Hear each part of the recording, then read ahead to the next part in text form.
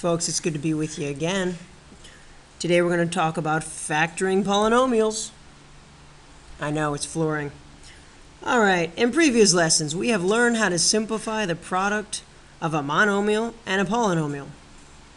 And we did that using the distributive property.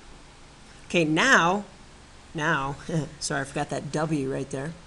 Now we want to try moving in the other direction. That is, we want to complete the distributive property backwards. The reason is that it's sometimes useful to write a polynomial as a product of two factors. So let's just jump right into an example.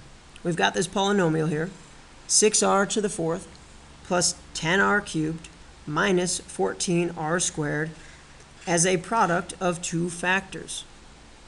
This process that we're going to perform here is called factoring.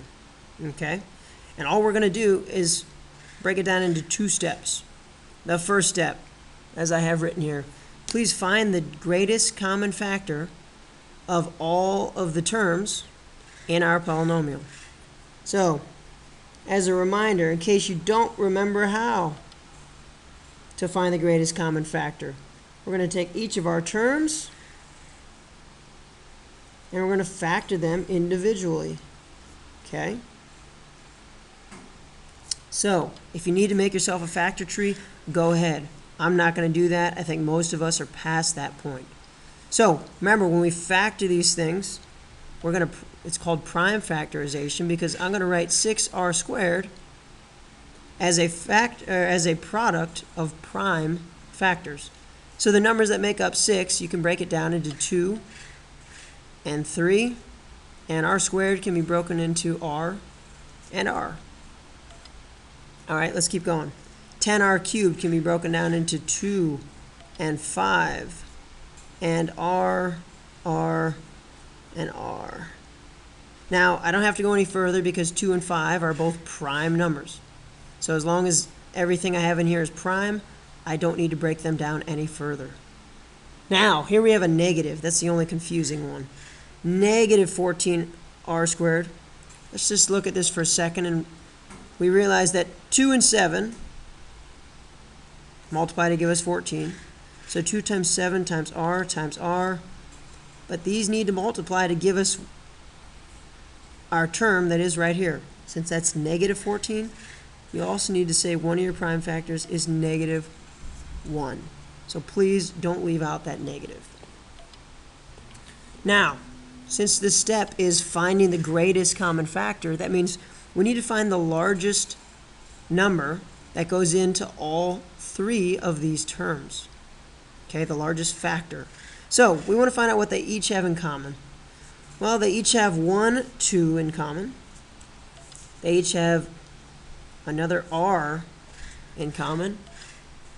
Oh, and guess what? They all have a second r in common. So that means our greatest common factor, the number that goes into all three of these, the largest number that goes into all three of these, is 2 times r, also known as 2r cubed.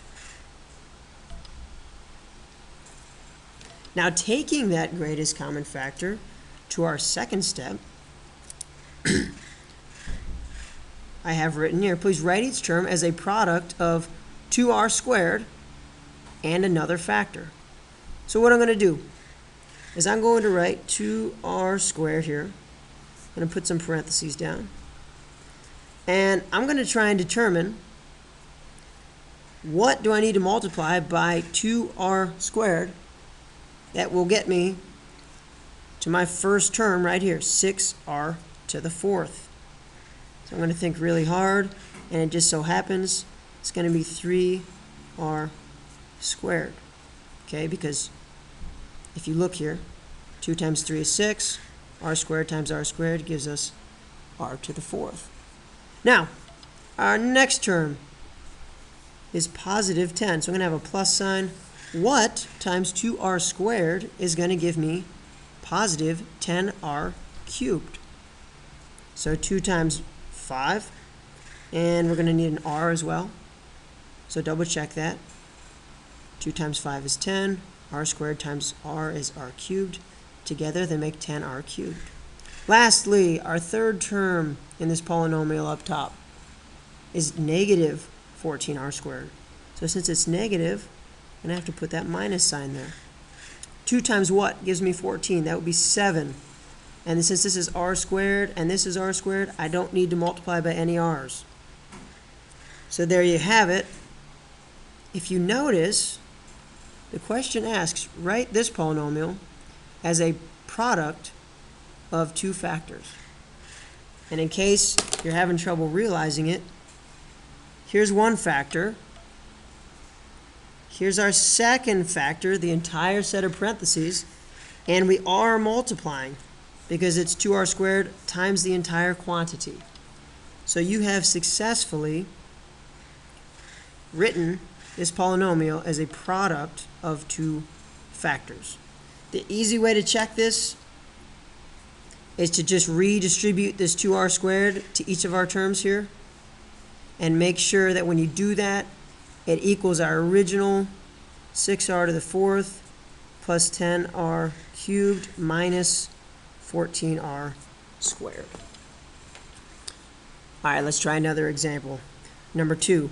It's asking the same thing. Use the greatest common factor of the terms to write this polynomial as the product of two factors. So once again, I am factoring. I am pulling out the largest thing that they all have in common, and I'm putting it on the outside of my parentheses. So step 1 says find the greatest common factor of all the terms. Okay, I've got 2x squared and I have x. So let's prime factorize. That means 2 times x times x. Guess what? X doesn't break down into anything else. It's just x. What do these things have in common? Nope, they don't both have 2's, but they do both have one x. So that means your greatest common factor equals x. So that means on the outside of your parentheses is going to go your x. Okay? Now the question is, what goes on the inside? Well, look at our original polynomial. What times x gives me 2x squared? And I would say it's 2x. Then we have a plus sign in our original polynomial, so plus x times what gives me x? Well, it just happens to be 1. Okay, because x times 1 gives you itself. So, double check ourselves by redistributing that x. So this is our check right here. So 2x squared plus x. That happens to be my original polynomial, so we know we've done it correctly. We have written this original polynomial as a product of two factors. Number 3, I'd like you to try on your own. Have it ready to go when we come to class. I'll see you tomorrow.